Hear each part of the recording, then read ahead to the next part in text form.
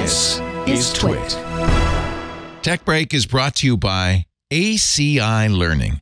30% of ACI learners are MSPs. Practice labs are the perfect place for your team to test and experiment before deploying new apps or updates without compromising your live system. Fill out the form at go.acilearning.com/twit for more information on a free 2-week training trial for your team. So what do I have here? I have the OnePlus Nord N30 5G device. This is definitely kind of more of like a mid-tier, low to mid-tier device coming from OnePlus. OnePlus has really been expanding their catalog, and they've been leaning into the Nord to kind of cover the lower price points.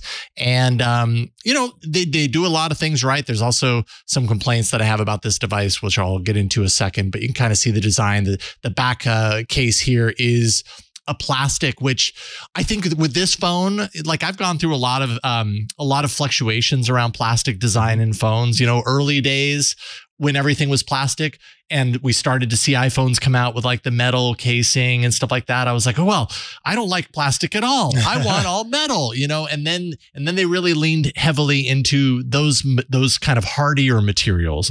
And now we're starting to see a return to plastics in the last handful of years, but good plastics where you're not, oh, that feels cheap, but oh, this almost feels like glass, even though it's plastic. This is definitely not that kind of plastic. This is a plastic that, as you can see, I'm trying my best to not plant a single fingerprint on this device, and yet, I mean, it just doesn't matter. It gets all over the place. You see the bends. It feels kind of cheap, and I think the thing that I don't like about this plastic is like, I've been so careful with this thing. And within a couple of days, it started picking up all these little micro scratches and little etches and everything like that. That's the kind of plastic that I have no problem complaining about. That's what you got in the N30.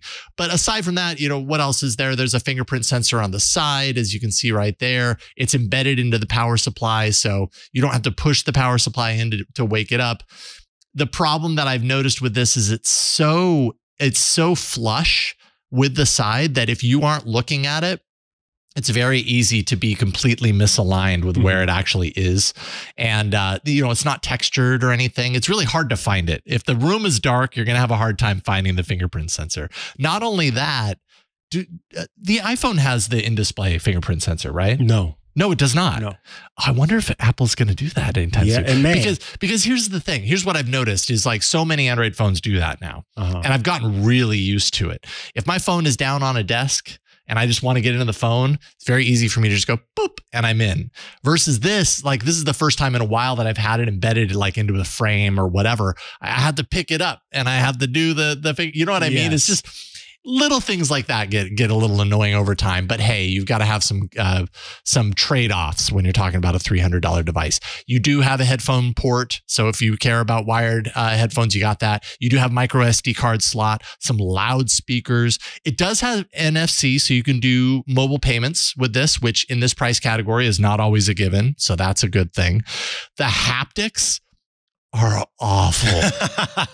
Like it feels like a toy. It sounds like a toy. When the haptics go off, it's like, you know, it's no good. And you don't get any water or dust protection with this. So be really careful. Don't even sneeze on it. Yeah, just be really careful with this thing because you're going to scratch it and the water is going to destroy it. What's covering the lenses on the camera? Is it that is a glass. That is definitely a glass. I'm not sure if it's like a Gorilla Glass or what it is covering the lens itself. The frame outside of the lenses is slightly raised, so you get a tiny little micro inch of or micro. I don't know meter, what micrometer. There we go of protection there. But I have heard other people complaining about it not being enough.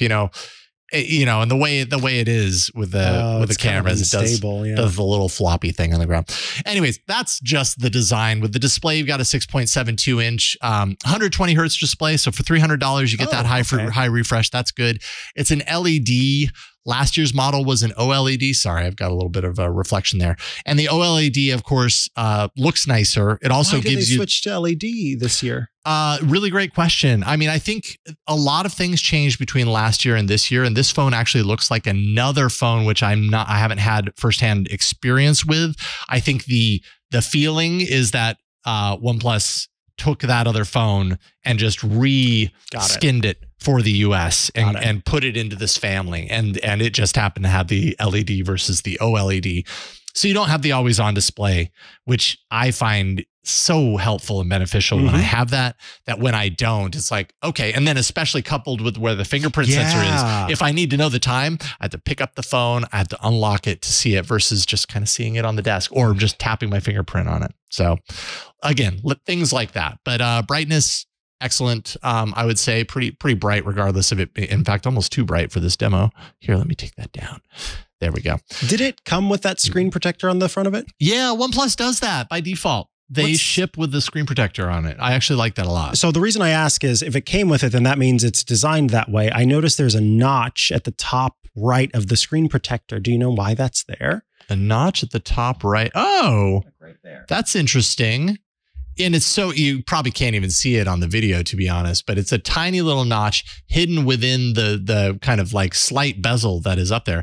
I don't know why that's there. So I wonder if maybe there are proximity sensors. Yeah, there must be some sort of a sensor something happening up there. Either that or it's an easy way to peel it off, which would be strange because it's just as easy to go in through the side. That's a really interesting thing that I did not catch, is why is that tiny little notch up there?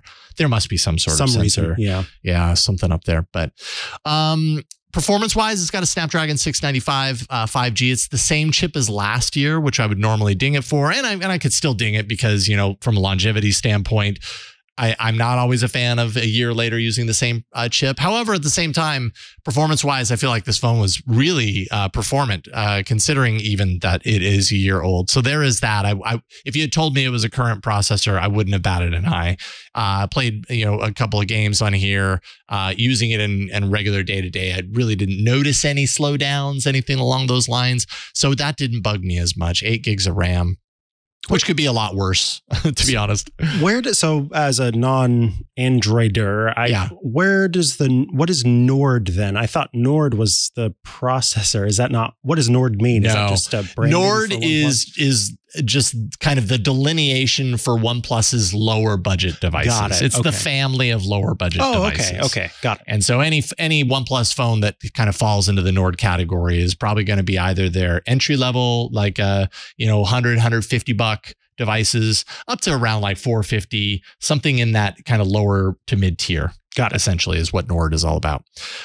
Camera wise, you're not getting this phone if you like your cameras. 108 megapixel camera sounds really nice. You know, it's of course binned down, but I found the shots, and I do have a couple of sample shots in the doc there that I linked you to, a photo album. I found those shots to be often pretty blown out at times, kind of flat colors. I did take this phone camping, so there were plenty of opportunities. Dangerous.